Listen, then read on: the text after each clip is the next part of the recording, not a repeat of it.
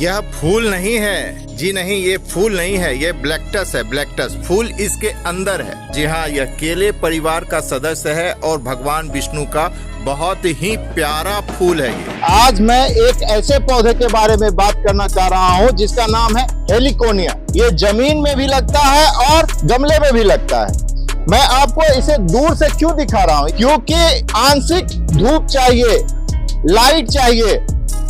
इसलिए आपके पास अगर टेरेस गार्डन है तो वहां भी आप इसे लगा सकते हैं, जहां पर कि आपको 1-1.5 घंटे का सिर्फ धूप आती है। ये माहौल मैंने दिखाने के लिए इतना दूर से रखा था। ये तो मेरे जमीन में है, ये गांव है, तो शहरों में गमले होते हैं और अगर जमीन भी होता है तो बहुत छोटे होते हैं। तो जहां धूप नहीं आती है, सिर्फ लाइट आती है, तो वहां भी ये अच्छी तरह से लग जाता है। मैंने दूसरे जगह भी लगाया है, उसे भी मैं आपको दिखाता हूँ। ये देखिए दूसरे जगह, ये सवेरे का धूप इसे मिलता है मात्र। उसके बाद इधर घर है, आपको देखिएगा दूर से, सवेरे का धूप इसे मिल रहा है।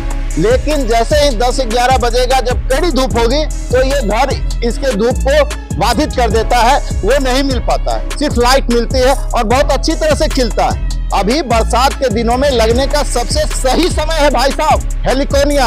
अगर आपके पास हेलिकोनिया आसपास में है तो किसी के भी रूट से आप ले सकते हैं और बहुत आसानी से लगा सकते हैं। मैंने लगाया है अपने मौसा जी के घर में, अपने नानी घर में लगाते हुए मैंने देखा है, मैं खुद लगा के आया हूँ। देखिए यही हेलिकोनिया लग गया है, जिसमें कि इससे भी पौधे निकलेंगे, लेकिन ये परमानेंट पौधा बिल्कुल ही आराम से निकलेगा। इसी तरह से हमें मॉइस्ट रखना पड़ेगा, तब ये निकलेगा। ये मैंने 3 जगह लगाया है। जब भी आप कटिंग लगाइए तो 2-3 जगह जरूर लगाइए। जो वाल है उसके बगल में होने के कारण इसमें मॉइस्ट बहुत ज्यादा रहेगा और बहुत अच्छी तरह से चलेगा। ये मात्र अभी का ही धूप लगेगा, उसके बाद इसको धूप नहीं लगेगी, मात्र 2 घंटे की धूप लगेगी और बहुत अच्छी तरह से लगता है। 2 जगह लगाने से फायदा क्या हुआ, ये घर के आगे पूर्व दिशा में घर के आगे लगाने से घर की वास्तु को ठीक करता है। ये मान्यता है, इसलिए मैंने लगाया है।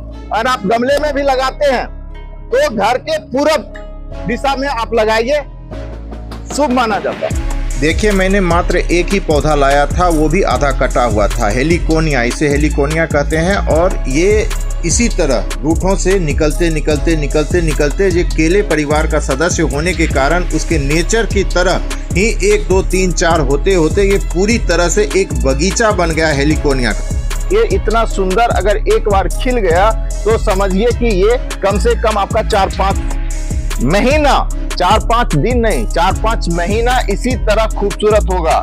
ये दक्षिण अमेरिका का मूल निवासी है, आंशिक धूप पसंद करता है, उष्णकटिबंधीय पौधा है, मतलब गर्मियों का पौधा है। लेकिन क्या इसे धूप में लगा दें? जी नहीं, इसे गर्मियों का पौधा है लेकिन इसे आंशिक धूप चाहिए। गमले में इसकी ऊंचाई 3 से 4 फीट तक रहेगी और गमला भी कम से कम 12 इंच का होना चाहिए। लेकिन जमीन पर यह 14 फीट तक चला जाएगा। इसकी कुछ प्रजाति है, यह प्रजाति आपको 8 फीट तक जाएगी। फूल नहीं है जी, नहीं, फूल इसके अंदर है और इसके फूल बहुत मीठे होते हैं।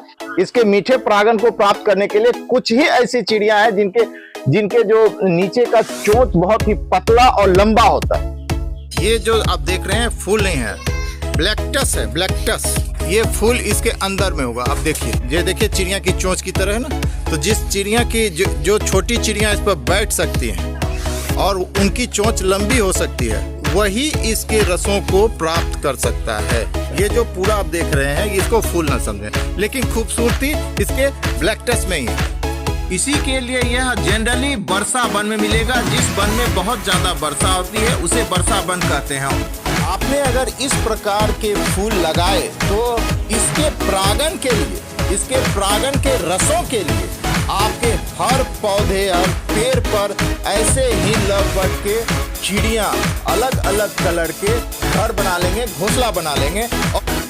इसे कट फ्लावर में भी यूज किया जाता है। इसी तरह कट फ्लावर आप किसी भी वाटर बोतल में आप 2-4 फूल के साथ इसको रख दीजिए तो ये परमानेंट बहुत दिन तक चलेगा, कम से कम 1 से 1.5 महीना तक ऐसे ही चलेगा। इसकी सुंदरता को बढ़ाने के लिए आप इसको थोड़ा सा अगर आप पानी का फव्वारा दे देंगे, इसकी सुंदरता बरकरार रहेगी और ये पानी का रिक्वायरमेंट ये खोजता है, क्योंकि यह केला परिवार का सदस्य है। इस तरह से मॉइस्ट अगर इसके जमीनों में नहीं रहेगा तो ये नहीं चलेगा। क्योंकि इसको पानी चाहिए, पूरी तरह से पानी चाहिए इसको। अगर पानी नहीं दीजिएगा तो ये इसी तरह से धीरे धीरे सूख जाएगा। तो इसको अभी गर्मी का सीजन है तो इसलिए इसको पानी चाहिए। उष्णकटिबंधीय होने के कारण यह मध्य और दक्षिण अमेरिका का मूल निवासी तो है, लेकिन इसकी कुछ प्रजातियां पश्चिम प्रशांत क्षेत्र के द्वीपों में भी पाया गया है। जी हाँ, इसलिए इस खूबसूरत पौधे को आप लगाइए, बहुत ही नॉन मेंटेनेंस और बहुत सुंदर है।